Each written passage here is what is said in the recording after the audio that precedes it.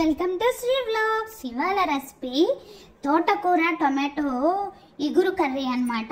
ఇది ఎలా తయారు చేసుకోవాలో చూద్దాము. ముందుగా 2 కట్టల ఈ తోటకూరని ఇలా కట్ చేసుకొని క్లీన్ చేసుకొని కుక్కర్లో వేసుకోవాలి.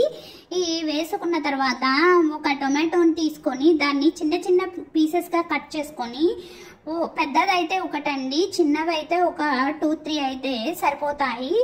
ఆ టొమాటో పీసెస్ని కూడా అందులో యాడ్ చేసుకొని ఆనియన్ కూడా చిన్న చిన్న పీసెస్గా కట్ చేసుకోవాలి. ఇంకా చిల్లీస్ మొత్తం వీటిని ఆ కుక్కర్లో యాడ్ చేసుకొని 1 గ్లాస్ వాటర్ యాడ్ చేసుకొని ఒక 1/2 టేబుల్ స్పూన్ పసుపు ఇంకా 1 టేబుల్ స్పూన్ కారం యాడ్ చేసుకొని మనం కుక్కర్ మూత పెట్టేసుకోవాలి. మూత పెట్టేసుకొని హై ఫ్లేమ్లో 3 విజిల్స్, లో ఫ్లేమ్లో 2 విజిల్స్ వచ్చేంత వరకు ఉంచుకోవాలి.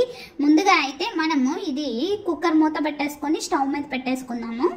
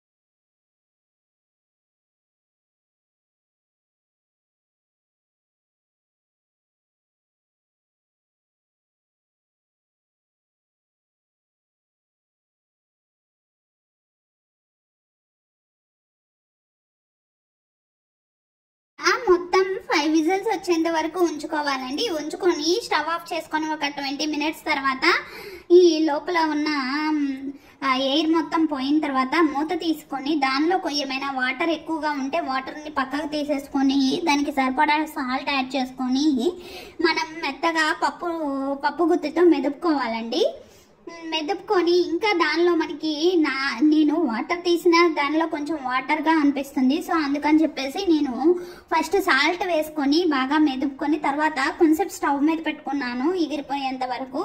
ఇలా ఎగిరిపోయిన తర్వాత ఒక ప్యాన్ తీసుకొని ప్యాన్లో ఒక 2 టేబుల్ స్పూన్ ఆయిల్ యాడ్ చేసుకొని దానిలో ఆవాలు, జీలకర్ర, ఎండుమిర్చి వేసుకొని తాలింపు పెట్టుకున్నానండి.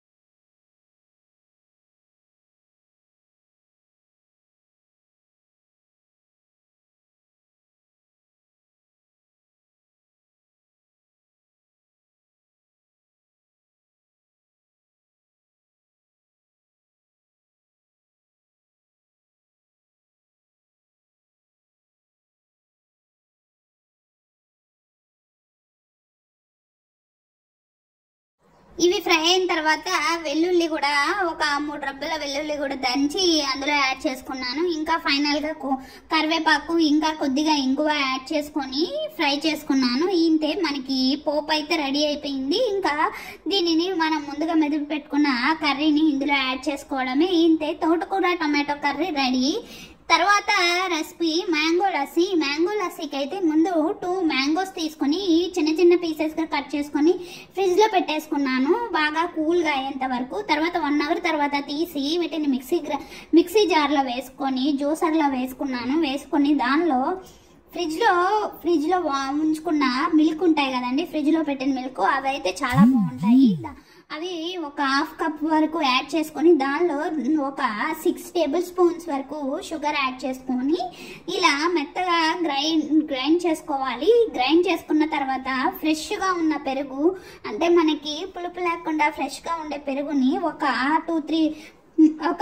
2 కప్స్ వరకు ఆ కర్డ్ యాడ్ చేసుకొని మెత్తగా గ్రైండ్ చేసుకోవాలి. గ్రైండ్ చేసుకొని లస్సీ అనేది కొద్దిగా థిక్గా ఉంటే వాటర్ యాడ్ చేసుకోవాలండి 1 గ్లాస్ వరకు. ఇంతే టేస్టీ మ్యాంగో లస్సీ రెడీ. మీకు కనుక నచ్చితే మీరు కూడా ట్రై చేసి ఎలా ఉందో కామెంట్ బాక్స్లో కామెంట్ చేయండి. Thank you. నా వీడియో కనుక నచ్చితే please like the video and subscribe my channel. Thank you. Bye.